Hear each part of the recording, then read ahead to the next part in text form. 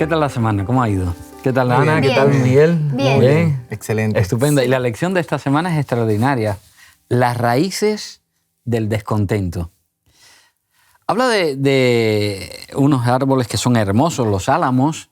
En el caso aquí en España tenemos el Populus tremula. Son unos árboles que tiemblan, álamos temblones, digamos, y tienen un sistema de raíces extraordinario. El más grande. Se desarrollan por debajo de la tierra abarcando territorios inmensos. En nuestro caso, aquí en España tenemos desde la cordillera cantábrica, llegan hasta los Pirineos orientales, así que es inmenso. Y la lección pues, nos habla de ciertos aspectos negativos, ¿verdad? Ciertas actitudes negativas que quitan la paz, que quitan, digamos, el sosiego, que no nos dejan descansar. Así que me parece muy práctica esta lección. Estamos estudiando lecciones. Sí, es verdad que tenemos también implicaciones teológicas a nivel sistemático y tal, pero sobre todo de teología práctica. Y el primer aspecto que toca de esas actitudes negativas es el egoísmo. ¿Qué cosa es el egoísmo? El egoísmo es el excesivo amor a uno mismo. O sea, es cuando alguien se pone en el top de su amor a él mismo. Y eso trae consecuencias un poco raras a la vida de la persona, porque la gente deja de mirar a los demás, deja de mirar a Dios principalmente y se centra en Él. La vida toda y todo lo que está en la sociedad y alrededor se centra en Él. Sí, porque los demás no importan. Los demás, sea Dios o sea quien sea. A veces importa, pero están siempre en un plan secundario o inexistente, depende. Y es curioso porque al hablar del egoísmo, la lección trata de la parábola del rico insensato. Porque este hombre, tenía mucha riqueza y no quería deshacer de su riqueza. Quería tener su riqueza y llevar su riqueza para donde fuera. E ir a más, incluso. Y cuanto más, mejor. Acumular más. Y Jesús nos dice que, es que en esta tierra no estamos atesorando tesoros aquí. Nuestros tesoros están en la eternidad. Entonces el egoísmo, una persona que es egocéntrica, egoísta, tiene un problema con el hecho de atesorar para la eternidad, porque se quiere atesorar todo para aquí. Y es bonito el hecho de que Jesús nos dice que, da igual lo que tenéis aquí, porque Jesús no desprecia a los ricos. O sea, la riqueza es una bendición también por la parte de Dios. Sin embargo, a Él no se puede centrar la riqueza como la base de la fe o la base de la persona, sino que tiene que mirar a Jesús y tesoros para el cielo. Aunque también la lección presenta que hay tesoros en la tierra. Pero ¿cuáles son esos tesoros que hay en la tierra? ¿Cuáles son los tesoros que Dios pide que valoremos acá en la tierra? No se hace referencia a que no demos el lugar correcto al dinero, al contrario, sino que le demos el lugar correcto a cada una de las cosas. Porque nosotros sabemos que hay una cita que dice, ¿dónde está tu tesoro? Está tu corazón. Está tu corazón. Nuestro corazón también está en algunos tesoros, pero ¿cuáles son esos tesoros? ¿Cuáles son las cosas que nosotros colocamos en el orden de prioridad? Claro, no tiene que ser el dinero. A veces puede ser una persona, nuestro marido, nuestra esposa, una actividad física. Y es interesante que el egoísmo nos impide de descansar.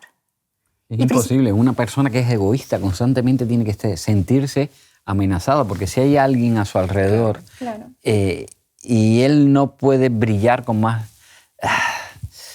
entonces entra en una dinámica que, Como estudiábamos en la semana pasada, cuando hablábamos de Ana y Aarón, ¿recuerdan que ellos cuando vieron que se formaba un nuevo liderazgo se sintieron amenazados, se sintieron atacados porque ahora voy a perder el poder? Voy a perder la popularidad, voy a perder el primer lugar, y entonces el egoísmo nos trae insatisfacción, nos trae pérdida de la paz, pérdida de la tranquilidad y trae consecuencias terribles. Claro, y el egoísmo, además, como nos centramos tanto en nuestras necesidades, en nuestras ambiciones, no damos espacio a pensar ni siquiera en la eternidad o en Jesús y, como decíamos, en los demás. Es que no existe. No. La persona solamente gira sobre sí misma.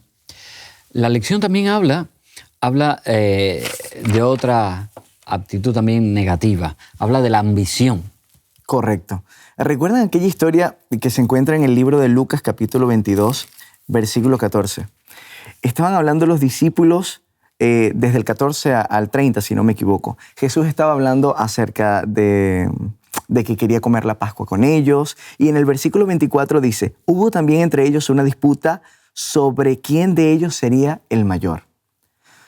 La ambición es algo que tiene consecuencias terribles en el ser humano. ¿Dónde entra? Si entra en el trabajo, si entra en la iglesia, si entra en la familia.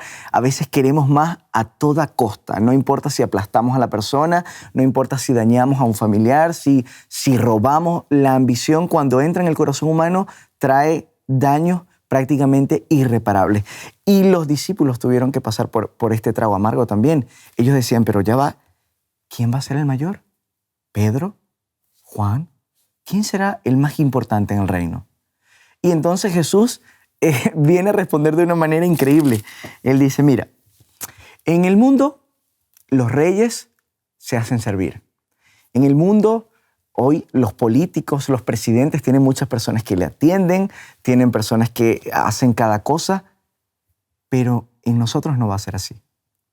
El que quiera ser el más importante tiene que ser el mayor servidor. Y eso, la primera vez que lo escuché, para mí fue un cambio increíble en mi cosmovisión, porque yo decía, pero ¿cómo que el más importante tiene que ser el mayor servidor? O sea que en una iglesia, ¿quién tiene que ser aquella persona que más sirve? El pastor. En la conferencia general, Ted Wilson.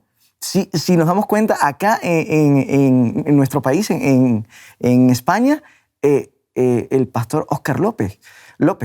Todos los que tienen altos cargos de responsabilidad, la Biblia dice, ellos tienen que ser los mayores servidores. Y el mejor ejemplo de todos es Jesús.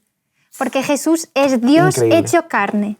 Es Dios. El ser supremo, Dios todopoderoso, Rey de reyes, Señor de señores. Y viene aquí, y Filipenses 2, 5 al 8 nos dice que pequeñito, un siervo, esclavo, dice. Jesús se sometió a dar el ejemplo de lo que significa servir.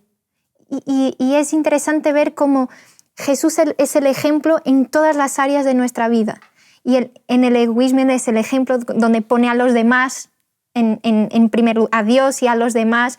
Nunca se centró en él. La ambición, lo que decías. Es curioso que en esta historia de Lucas, Jesús hace algo que es radicalmente incomprensible.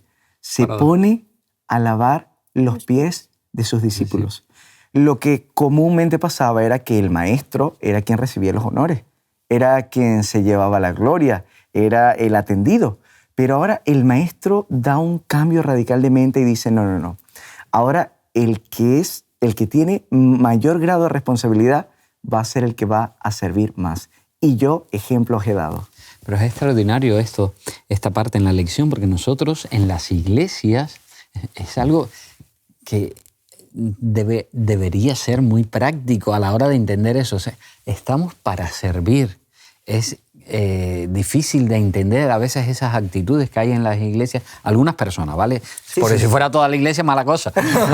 Teníamos que cerrar la iglesia. No. Alguna persona en algún momento determinado manifiesta una actitud que tú dices, pero bueno, si estamos para servir, nuestro gran ejemplo es Jesús, ¿cómo nosotros pretendemos el ser servidos o que nos sirvan a nosotros o ambicionar, acumular cargos? No, aprende de Jesús, miremos a Jesús, intentemos, ¿verdad?, en cierta medida, en todas las cosas, repetir el esquema que Jesús nos ha planteado. No seamos ambiciosos, porque eso finalmente pienso que a Jesús le desagrada tanto, que a los discípulos los discípulos tienen que haberse quedado impactados ahí. Es que no fue solo ahí, Es que durante todo el ministerio de Jesús era como, venía la madre de unos, Señor, Sí. ¿y mis hijos? ¿Cuál de ellos en qué lugar? Pero fíjate, Ana, eso que dice, en todo su ministerio, pero ahora estamos llegando al final del ministerio que y ya todavía no pasó. habían aprendido. Exactamente. Así que es importante eso, porque a veces en la iglesia, aunque nosotros hablemos, prediquemos, hablemos, en las escuelas sabáticas se debatan y tal, pero a veces individualmente el miembro, cada uno de nosotros tenemos que trabajar esto, porque si no suele pasar. Pasan los 3 años del ministerio de Jesús y todavía estamos todavía estancados en esta primera situación. A veces lo hablamos y mencionamos del lado negativo, ¿no? Pero desde el punto de vista positivo, yo he visto diáconos, ancianos, pastores, mucha gente que entiende que cuando se encuentra en un puesto, no es un puesto de prestigio, de honores, sino es un puesto de responsabilidad, de servicio, de amor. Claro que He sí. visto diáconos sirviendo con aquella dedicación, con aquella pasión, y qué bonito que esto también lo podemos ver en las iglesias. Podemos ver personas que están dispuestas a entender que cualquier responsabilidad que se tiene es una responsabilidad, en primer lugar, de servicio y amor. ¿No? Y lo que decía antes, mayoritariamente en las iglesias tenemos situaciones así, de personas que están prestas al servicio, que incluso todavía no se ha formulado a lo mejor una situación, y ya están, antes de que llegue la situación, ya están ahí listos para ayudar, que se dan cuenta a veces de detalles y son mayoritariamente nuestros miembros, así son. Es verdad que hay a veces situaciones aislados. puntuales, sí, porque si no la iglesia no funcionaría. Sí. Otro de esos elementos que también aparecen en la lección es la hipocresía. ¿Qué cosa es la hipocresía? Es que yo fui a ver qué era en RAE la hipocresía y allá define de forma muy simple y que se comprende muy bien. Dice, fingimiento de cualidades o sentimientos contrarios a los que verdaderamente se tiene o experimenta. O sea, un hipócrita es aquel que está fingiendo constantemente y actúa de forma que no quiere, de forma contraria a lo que realmente piensa. Y es curioso que en Mateo 23 vemos que Jesús se está dirigiendo a 2 grupos de personas que en su vida estaban viviendo eso. Estaban siendo hipócritas, porque en realidad ellos no vivían como realmente eran, o como sus sentimientos desarrollaban o eran. Está hablando a los escribas y fariseos. Y vemos que durante todo el ministerio de Jesús se centra mucho en los fariseos y tiene discusiones que no son discusiones porque ellos entendían, ellos conocían la ley, ellos tenían un conocimiento que el pueblo en general no tenía y Jesús al pueblo hablaba por parábolas, pero a ellos podía hablar directamente de las cosas. Y aquí Jesús dice y empieza a describir un hipócrita. Y podemos ver en Mateo 23 que Jesús dice en el versículo 3, porque vosotros decís, pero no hacéis. Versículo 4, vosotros dais cargas más pesadas a unos y vosotros mismos nada. Versículo 5, hacen cosas para ser vistos. O sea, el hipócrita tiene muchas características y también aman a los primeros asientos. O sea, parece que la tercera y cuarta característica están muy unidas porque el hipócrita le gusta mostrar que sabe, mismo no sabiendo, pero muestra que sabe, muestra que puede decir, pero no dice cosas que no hace. O sea, una persona hipócrita, eso me hizo pensar cuántas veces en mi vida yo no he sido hipócrita en ciertas cosas, hasta delante del Señor. Porque a veces fingimos nuestros sentimientos y no estamos siendo verdaderos con nosotros mismos.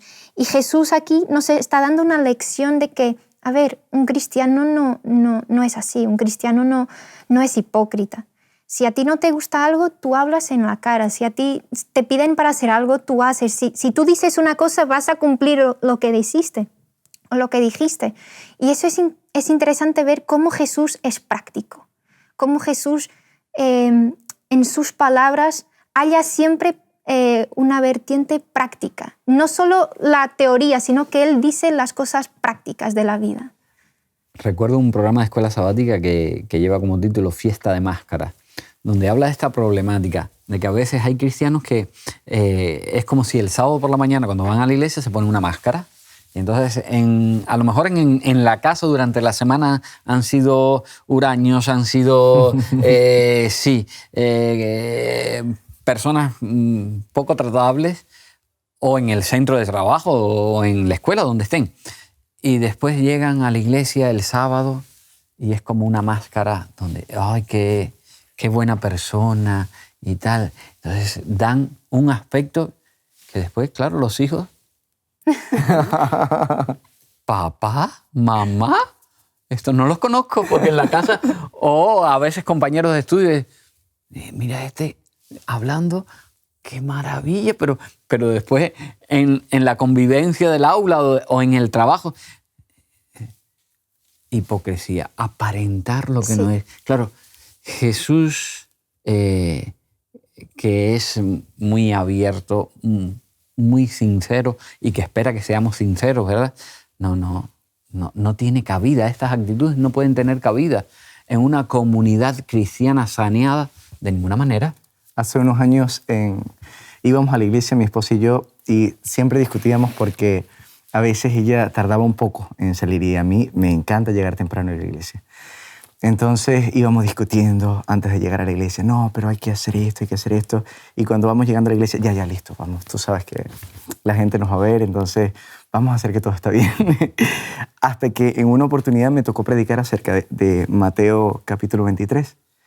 Y me di cuenta que Jesús, la lección lo plantea, ¿no? Dice que Él ofrecía gracia y perdón a los adúlteros, a los recaudadores, a las prostitutas, a los asesinos, pero nunca fue tan fuerte con nadie como con los hipócritas. Porque los hipócritas tenían, como dice Timoteo, apariencia de piedad, pero su corazón estaba entenebrecido. Por eso él les llama en ese capítulo y le dice sepulcros blanqueados. Uh-huh. Cuando estudié la primera vez este capítulo para predicarlo, me di cuenta que nosotros sin darnos cuenta podemos llegar a ser hipócritas, pero a niveles abismales. Y desde ese momento, bueno, empezamos a hablar mi esposa y yo, mira, pero ¿por qué estamos llegando tarde? Entonces ella, bueno, pero es que yo hago todas las cosas en la casa antes de salir. Y yo, vale, o sea, incluso la culpa era mía. Al final tuve que pedirle perdón y ahora, bueno, el problema es la comida, se soluciona. No desayunamos el sábado. No era que yo iba a cocinar. No, es broma, es broma. Lo cierto es que, fijaros, este elemento no es que afecte, digamos, bueno, afecta a los líderes. Claro.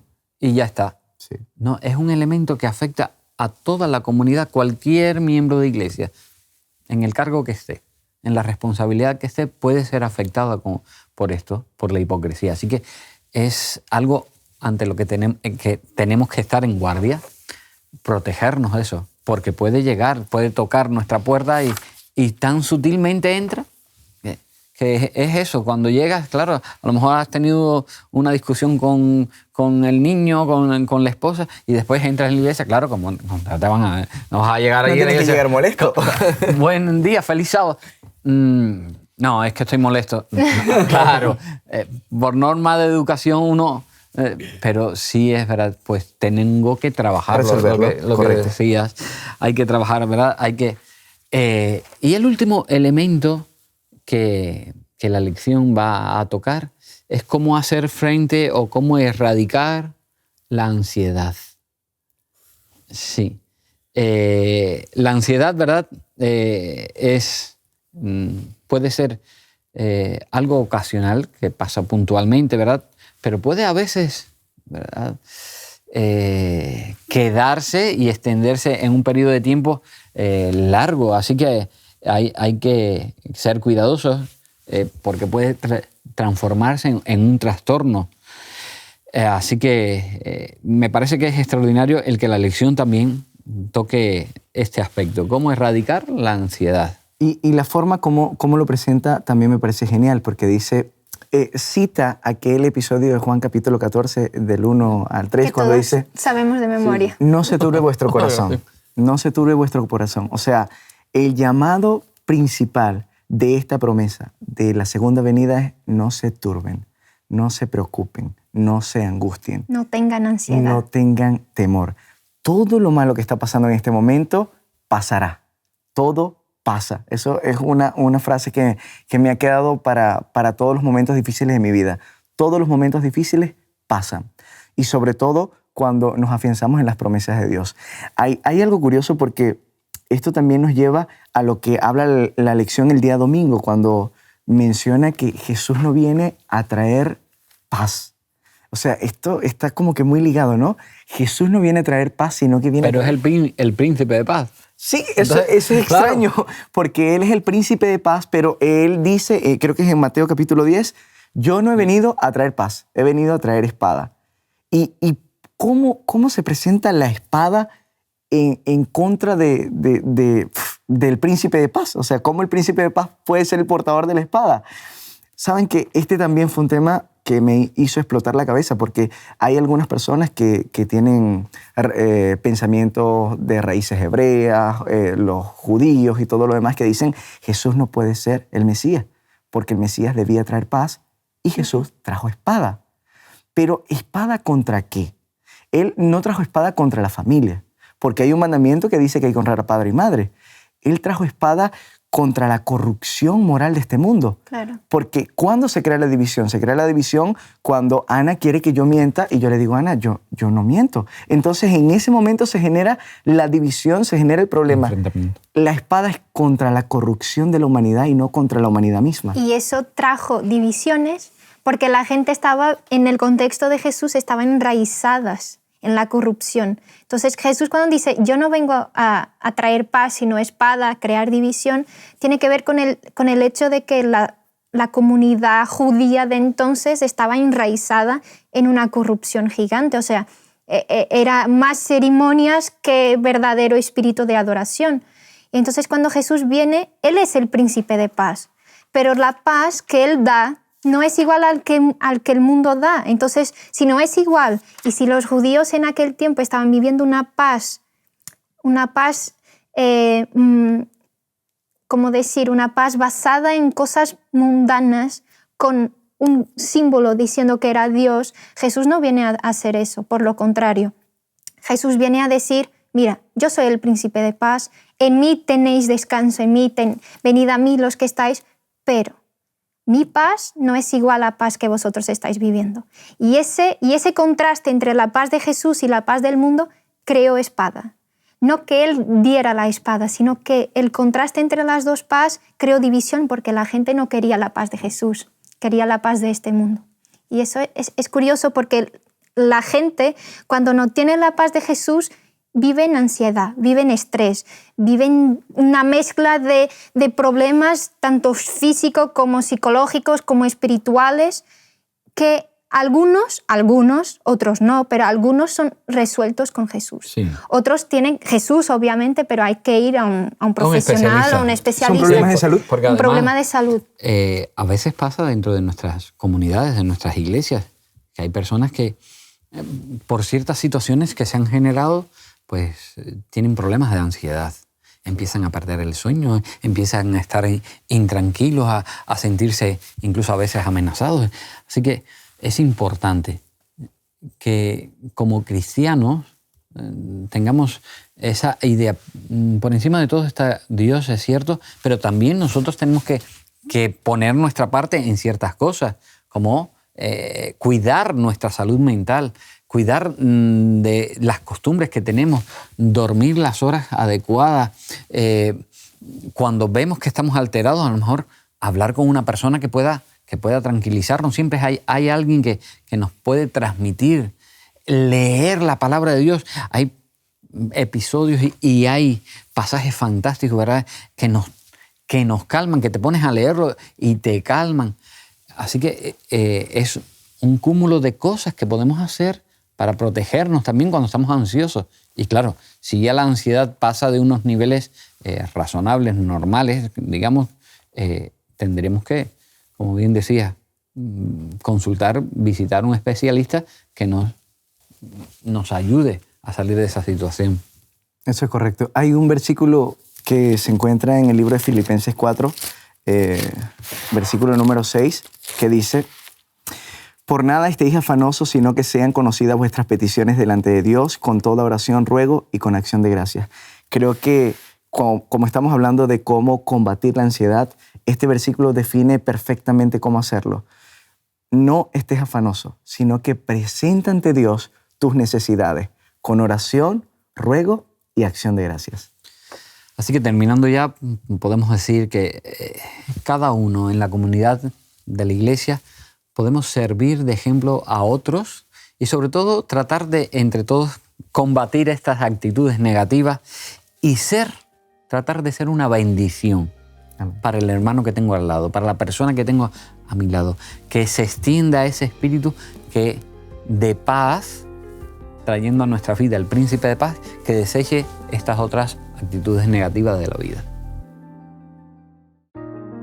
Os invitamos a tener una experiencia más allá del sábado, convirtiendo tu unidad de acción en una iglesia hogar, en donde la Biblia, la oración intercesora, la fraternidad y la testificación sean vuestro estilo de vida. Así experimentaremos un poder renovador en la iglesia y en el cumplimiento de la misión. Suscríbete a nuestro canal de Hope Media para no perderte ninguna escuela sabática viva. Que Dios os bendiga.